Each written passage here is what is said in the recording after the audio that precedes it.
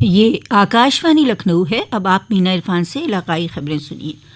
نائب صدر جمہوریہ جگدیپ دھنکھڑ نے کل وارانسی میں بڑا لال پور میں دین دیال ہست کلا سنکل میں the institute of company secretaries کے سہ روزہ 51ویں قومی سیمینار کا افتتاح کیا۔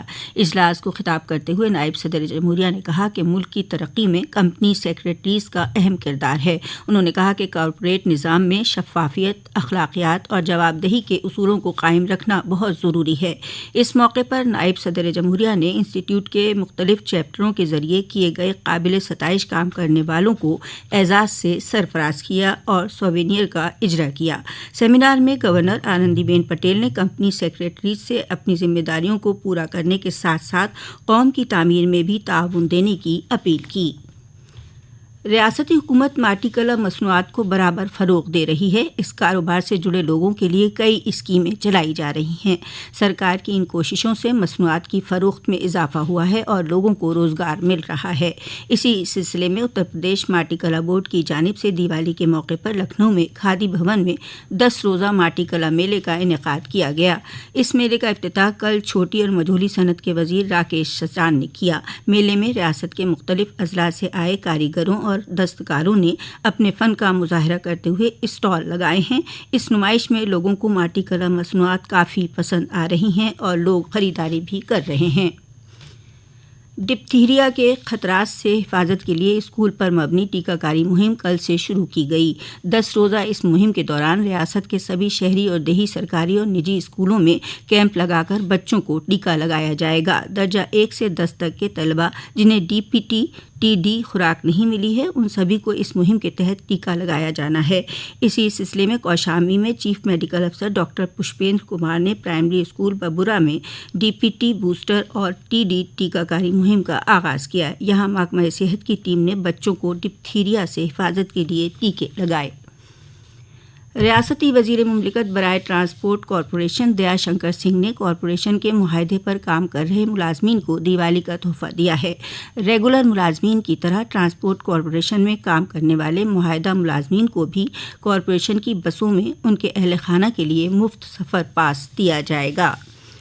وارانسی کے منطقائی کمشنر کوشل راج شرما نے ضلع رائفل کلب شوٹنگ رینج میں کاشی MP کھیل کود مقابلے کے تحت منعقد شوٹنگ مقابلے کا افتتاح کیا۔ انہوں نے کہا کہ فٹ انڈیا موومنٹ کا نتیجہ ہے کہ آج اس طرح کے کھیلوں میں لوگوں کی حصہ داری بڑھ رہی ہے۔ مقابلے کے پہلے دور میں 11 کھیلوں کو، دوسرے دور میں 14 اور تیسرے دور میں 29 کھیلوں کو اس میں شامل کیا گیا ہے۔ پیلی بھیت ضلع کے کسان پرالی بیچ کر موٹا منافع کما رہے ہیں۔ اب تک ضلع کے کسانوں نے 2810 میٹرک ٹن پرالی فروخت کر 95,54,000 روپے کمائے ہیں۔ یہاں پر 340 روپے فی کوئنٹل پرالی بیچی جا رہی ہے۔ سرکار کی ہدایت کے مطابق ضلع رامپور کے پرائمری اور ہائی اسکول سطح کے اسکولوں کو اعلیٰ زمرے میں لانے کے لیے کوششیں جاری ہیں۔ ضلع سطح پر افسروں اور ترقیاتی بلاک افسران نے گزشتہ 2 ماہ کے اندر ضلع کے 1075 اسکولوں کا معائنہ کیا۔ مقررہ نکات پر اسکولوں میں پائی گئی کمیوں کو لے کر بلاک تعلیمی افسر اور اسکول کے اساتذہ کے خلاف کارروائی کی گئی۔ ضلع بیسک تعلیم افسر سنجیو کمار نے بتایا کہ افسران کے معائنے کے دوران اسکولوں میں 52 اساتذہ غیر حاضر پائے گئے، جن کی تنخواہیں روک دی گئی ہیں۔ گزشتہ کئی روز سے مہنگے پیاز سے پریشان لوگوں کے لیے راحت بھری خبر ہے۔